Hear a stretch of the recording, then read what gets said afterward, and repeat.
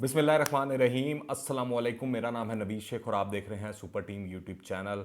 जो मुस्लिम लीग नून है और जमीयत उलमा इस्लाम है, उसने एक बड़ा ही अहम फैसला कर लिया। हुआ कुछ यूँ कि शाहिद खाकान अब्बासी साहब जो हैं फजलुर रहमान साहब की इयादत करने के लिए और खैरियत दरियाफ्त करने के लिए उनके पास गए और सैनेट में कायदे हिज़्ब इख्तलाफ मुंतखब होने वाली जो भी मामलात हुए हैं उसके बाद की जितनी भी सूरत हाल है उस पर मुशावरत की और इस पर दोनों ने इत्तफाक किया कि गिलानी को जो सेनेट में अपोजिशन लीडर है वो ना माना जाए।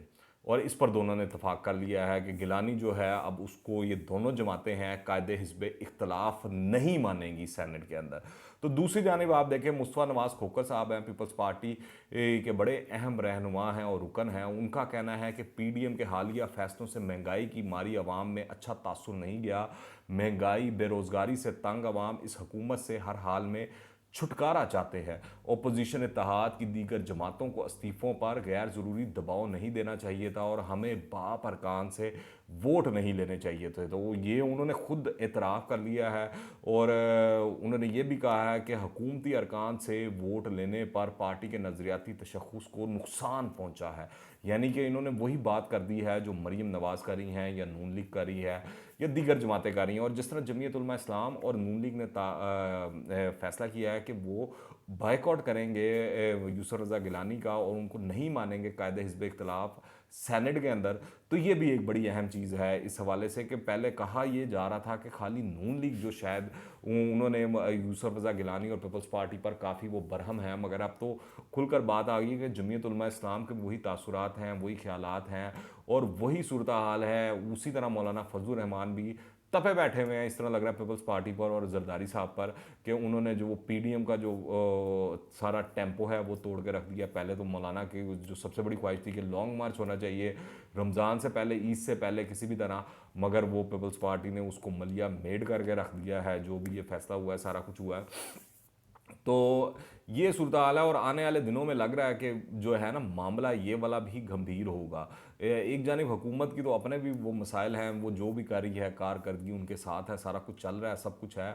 पर दूसरी जानिब अगर आप देखें जो अपोजिशन है या अपोजिशन जमातों का जो गठजोड़ है पीडीएम की सूरत में, उनकी भी कोई इतनी अच्छी कारकर्दगी नहीं है। वो भी आपस में फटे पड़े हुए हैं, वो भी आपस में लड़े बैठे हैं और इस तरह लग रहा है कि जो पीडीएम है उसमें जो जरदारी साहब ने वो डाल दिया ना पख और ये वो एक वो लकीर खींच दी है, उसका बड़ा नुकसान होगा। और बहुत से लोगों का मानना है और कहते भी हैं कि अब जब जरदारी साहब और पीपल्स पार्टी शायद उसमें से अलहदा हो जाए, अब देखते हैं कि जमीयत उलमा इस्लाम और जो नून लीग है वो इस सिलसिले में कामयाब हो पाती है या नहीं हो पाती कि जरदारी साहब को या पीपल्स पार्टी को उठाकर वो पीडीएम से बाहर फेंक दें।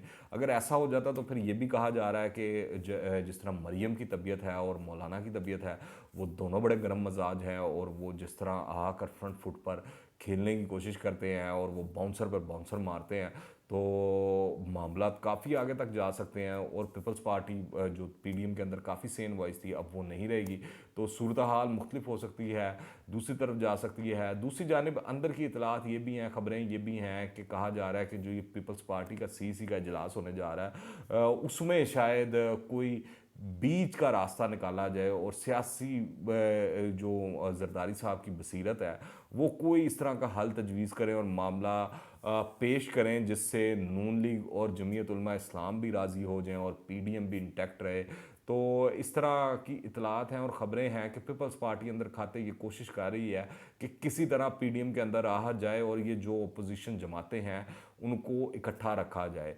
तो ये है मामला। तो अब देखते हैं कि पीपल्स पार्टी क्या फ़ैसला करती है और क्या मामलात करती है।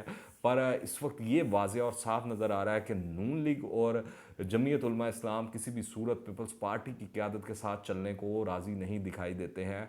और तो मरियम तो वैसे ही फ्रंट फुट पर आकर खेलने के लिए मशहूर हो चुकी हैं और वो तो कोई मौका नहीं हाथ से जाने देती जिसके अंदर वो अंपायर क्या और बाकी हुकूमत क्या और पीपल्स पार्टी क्या किसी को भी छोड़े, वो तो कि बगैर किसी लगी लपटी के वो बात कर देती हैं। और इसी तरह मौलाना फजलुर रहमान साहब भी हैं। तो ये देखते हैं आगे सियासत किस तरफ जाती है, मामला किस तरफ जाते हैं। मगर इस वक्त जो सूरत हाल है वो ये है, हुकूमत के साथ साथ जो पीडीएम के मामला हैं वो भी अच्छे नहीं चल रहे हैं। अपोजिशन जो है वो भी टूटी हुई दिखाई देती है, बिखरी हुई दिखाई देती है।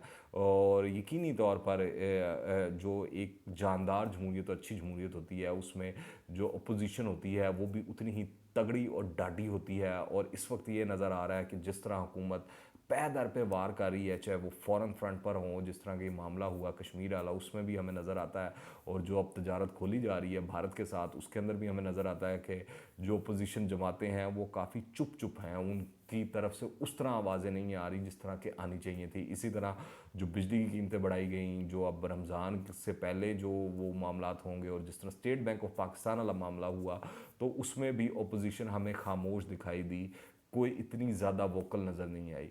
तो देखते हैं आने वाले दिनों में क्या मामलात होते हैं। इस वक्त पर यह तय है कि हुकूमत के साथ साथ अपोजिशन भी काफ़ी कमज़ोर है। आप क्या राय रखते हैं नीचे कमेंट्स में लाजमी बताइएगा। अगर आपने अभी तक इस चैनल को सब्सक्राइब नहीं किया तो इस चैनल को सब्सक्राइब करें, बेल आइकन को प्रेस करें ताकि ताज़ा अपडेट्स और नई वीडियोज़ आपको बर वक्त मिलती रहे। अगर ये वीडियो पसंद आए तो लाइक कीजिएगा और ज़्यादा से ज़्यादा शेयर करें। दुआ में याद रखिएगा। अंटिल द नेक्स्ट टाइम, अल्लाह हाफिज़।